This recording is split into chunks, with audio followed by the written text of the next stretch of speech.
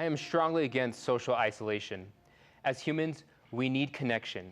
One of my absolute favorite people is a show sponsor of ours, Vanessa Gonzalez. Vanessa and I clicked from the moment she came on the stage when she joined my book club. She inspires me every day. She is a great leader, a dear friend to many, and a mother to two beautiful girls. I found out earlier this week that the topic of suicide hits real close to Vanessa. This is the first time that I have talked with Vanessa since hearing about how my writer wanted her on the show. Vanessa, thank you for coming on the show today.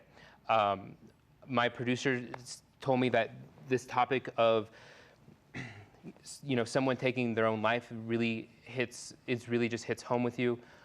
How many people have you lost to suicide? Sorry, it's a tough topic. Over the past 3 years, there's been 6 people. 6? Yep. How close were you with them? All different spectrums. One of them was a former business partner. We had another one of our team members in June take his own life. We had, in January, one of my childhood best friends and somebody I consider a brother, his ex-wife, who was a nurse, we lost her. So it's just, and with everything going on in the world right now, it is even harder because the people, how you would normally reach out and talk to somebody and have coffee and just be with them, you can't do. That's heartbreaking, so heartbreaking to hear of anyone that has had a suicide, let alone 6 in your life in the last 3 years. Yeah. Has there been a pattern of what do you think is the reason why this, is there a common pattern between these? It's all different spectrums. Primarily, most of them have been male. My girlfriend was the only female that I know that took her own life. I've struggled with this topic. Also, I have a tattoo behind my ear, and it's a semicolon, and it's for suicide awareness. It's a semicolon is where the writer could have stopped the sentence, but chose to keep going. And I got that after one of my good friends from high school and growing up after he killed himself. And he was a restaurant owner. He was a big part of the Corrales community, and that was devastating. So. Have you thought about committing suicide before? Yes. And my husband and my father, sorry, I haven't, this is one thing that I've really struggled to talk about because there's a stigma associated with mental health and mental illness, and talking about it, people, oh, it's okay, it's all in your head, just get over it. Oh, you're just sad. But my husband and my father watched my heart stop twice. November 30th, 2014, my daughter was a little over a year old, and I had postpartum. I was in counseling, and what the psychologist said was the perfect storm for me. My daughter hadn't been sleeping in 5 days prior to everything happening. I had maybe 10 hours worth of sleep. I had gone back to Texas. That was the first time I had been back since my brother had passed away. Saw family members that I hadn't seen in years. And then driving back from Lubbock, she was crying off and on because she was hurting. She was having an allergic reaction. She's little, she can't tell you what's going on. Didn't sleep much that night, and when you're in that state, it's not like the Vanessa you know and you've grown to love.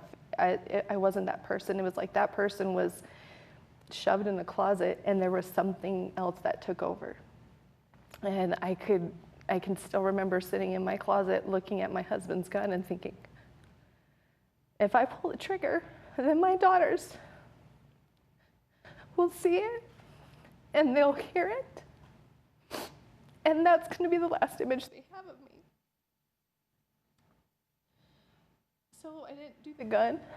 I took 22 muscle relaxers. At this point, you didn't want to pull the trigger because you didn't want to disturb your daughters from them hearing it, but you were still going to go through with ending your life by doing muscle killers. The thought in my head was my husband's going to be better because then he won't have this wife that has all these issues with depression and all these things. He'll be able to find somebody that's happy. My girls will be able to have a different mother, and my mom and dad, well, they'll be okay. You know, they dealt with my brother's death, they got through it, they'll be fine. So that's one thing that is, I don't think a lot of people are aware of. When you're in that state, you are not thinking clearly. You're not who you are. It's like there's this darkness that comes over you, and it is unreal. So it seems that, like, I know Vanessa from this leader, this beautiful, witty, humorous woman, and it seems that you can sometimes fall into a phase where you're not Vanessa anymore, and it's hard and people don't really seem to realize that that is a different state when you were taking these muscle relaxers or thinking about. You're not you. It's the depression takes over. It's everything leading up to it, not sleeping, all of this, having your entire schedule disrupted. It's unreal. What was for you, like, what got you to that state where you were no longer you? Is there a way to prevent you from getting to that state again? Yes. So now what I do is I make sure I'm getting enough sleep, that I'm taking care of myself, and that's one of the hardest things for me to do, is because I'm a people pleaser. I want people to feel good. I want people to be happy. And I never wanted to not be happy. And so I put on the brave face and make people laugh, make people smile. But I had to learn to be okay with that. And the hardest thing for me was to ask for help and to get help. So I went and saw 2 different counselors. I did EMDR therapy, where they retrain your brain on how to deal with it. And I have what I call my toolbox, that I have different tools that I can pick out and use when I can feel myself starting to get to that. Our other business partner, Anthony, made me promise him that if I ever think or those thoughts ever come back into my head, that I will reach out to him. He doesn't care what time of day or night, but just knowing you've got people you can reach out to and that aren't going to judge you, that just want to be there. I love that you have someone that you can call and know that if you're in that state, that they're going to love you, they're not going to reject you, and they will walk you through. And I think that is so important. I think that's so important for anyone to have. So thank you for that.